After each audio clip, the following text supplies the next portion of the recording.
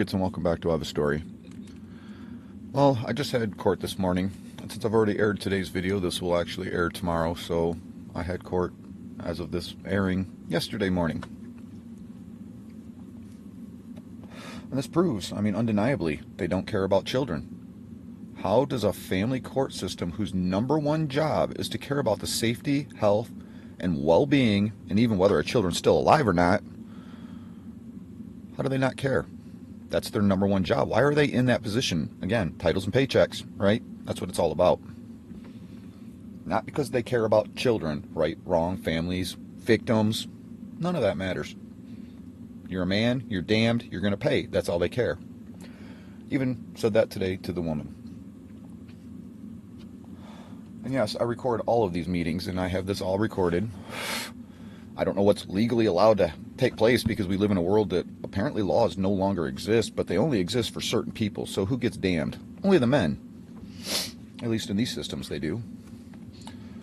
So in closing, and I was ready for it because at the end of every one of these, I get forced, I get harassed and threatened because the court system illegally charged me more than double my child support.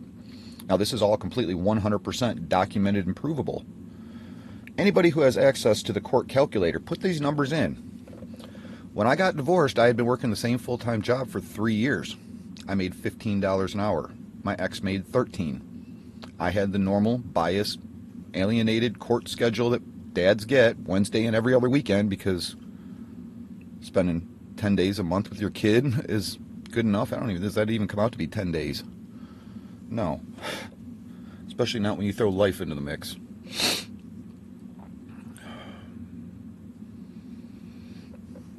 I'm so emotional and just wrecked. So I had talked about in one of my previous videos about my first wife, how she got the mail and I didn't. Well, she filed for a divorce. I didn't know about it. And she's also friends with the referee in court. She filed for a divorce and was taking my mail, and I didn't know that it was even happening until child support started coming out of my paychecks at $720 a month for one child. Anybody who has access to that calculator, put those numbers in. 15, 13, bias schedule. Does that equal out $720 a month? This was back in 2007. Money back then was much less than what it is even now. $15 an hour then was a good pay. Today it's minimum wage at McDonald's. I ended up homeless, living on the streets. I proved abuse to my child, alienation to my child, drugging my child to the point of having severe medical, life-threatening disorders that could kill him. It's in his medical reports. This stuff is all documented. It's all provable.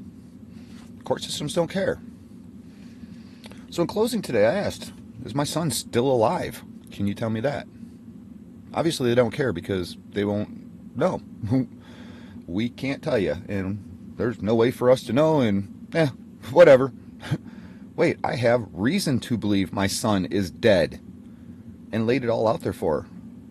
He's been abused to the point of having severe enough mental disorder to want to kill himself.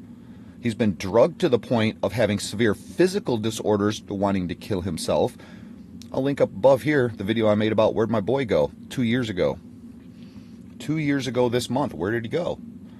Dad, I miss you. I love you. I'm coming to see you. We're making plans for him to come see me. And then his phone all of a sudden is disconnected and he's disappeared and nobody can find him. Where the hell did my boy go? Is he alive? I already have one dead child. That's not enough? Well, not to a court system, because even after telling her all of that, she didn't care. The only thing she can say is, and she said this multiple times, I don't know, I don't even understand what it means. All we can say is he is not still alive. What the hell does that even mean? What does not still alive mean? That doesn't even make sense to me. And nor did she even care to even want to find out.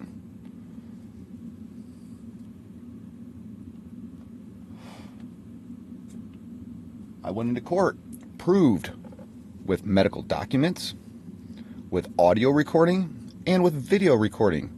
Police reports, me calling 911, my son being beaten and abused just for talking to his dad on the phone. Who you talk to, Dad? Boom! And he gets punched in the stomach and starts crying. and then the phone goes dead.